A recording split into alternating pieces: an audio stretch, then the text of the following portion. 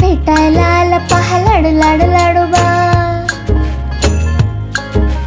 भेटायला आला पहा लाडू लाडू लाडोबा, शब्दांचे बोट धरून आला जणू चांदोबा. नमस्कार बालमित्रांनो, मी रसिका. मी आज तुम्हाला लाडोबा प्रकाशित नागेश शेवाळकर लिखित पवनपुत्र हनुमान या पुस्तकातील एक गोष्ट वाचून दाखवणार आहे. तुम्हाला गोष्ट आवडल्यास आपल्या मित्रांना नक्की पाठवा बरं. आणि पवनपुत्र हनुमान हे पुस्तक घरपोच मागवण्यासाठी डिस्क्रिप्शनमध्ये माहिती दिलेली आहेच. वसिष्ठ ऋषी आणि हनुमान. एकदा श्रीरामांचा दरबार भरला होता. हनुमानही दरबारात बसला होता. तो श्रीरामांची कामं पाहताना त्यांना मदत करत होता. तितक्यात वसिष्ठ ऋषी दरबारात आले. दरबारातील सर्वांनी उठून ऋषींना नमन केलं, परंतु हनुमानाचं तिकडे लक्षच नव्हतं. त्यामुळे ऋषी चिडले. ते रामाला म्हणाले, श्रीरामा, जो तुझ्या दरबारात तुझ्या गुरूंचा अपमान करतो त्याला कोणती शिक्षा द्यावी? आपण सांगाल ती शिक्षा देईन. मृत्यूची शिक्षा द्यायला हवी, पण श्रीरामा, तो तुझा अत्यंत आवडता शिष्य आहे. एखाद वेळी तू स्वतःला शिक्षा देशील, पण तुझ्या शिष्याला देणार नाहीस हे ठाऊक आहे मला. गुरुवर्य, रामासाठी सारे सारखेच आहेत. तुम्हाला माझ्यावर संशय आहे काय? नाही, तुझ्यावर संशय मुळीच नाही, परंतु शिक्षा पूर्ण होईल की नाही असा संशय आहे. तू तुझ्या शक्तिशाली बाणाने शिक्षा करण्याचं वचन दिलंस तरच मी त्या अपराध्याचं नाव सांगेन. तसं होणार नाही. मी स्वतः शिक्षा करीन. अपराधी हनुमान आहे. त्याने दरबारात आल्यावर मला प्रणाम केला नाही. प्रभो, गुरुवर्य म्हणतात ते बरोबर आहे.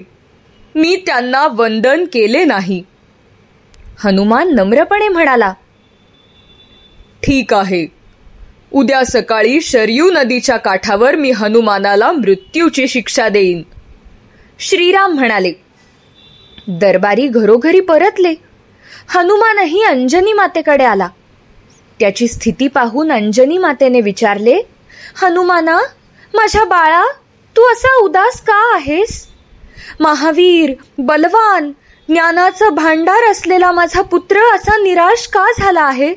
तुला काय झाले? तुला माझी शपथ आहे हनुमाना, खरे सांग. माते, माझ्याकडून नकळत एक चूक झाली.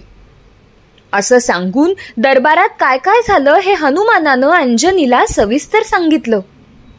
पुत्रा, घाबरू नकोस. मला शंकराकडून रामनाम मंत्र प्राप्त झाला आहे.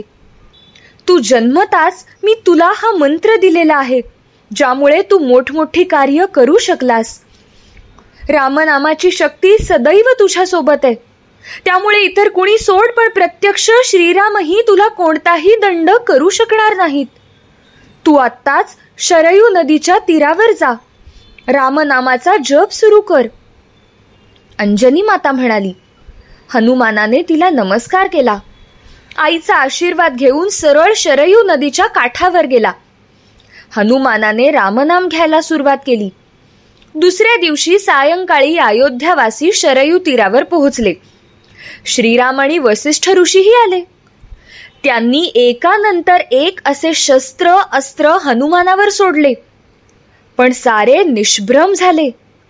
हे पाहून वसिष्ठ ऋषी रामाला म्हणाले, रामा, मला वाटते तू पूर्ण शक्तीनिशी आणि मनापासून शस्त्रास्त्र सोडत नाहीस.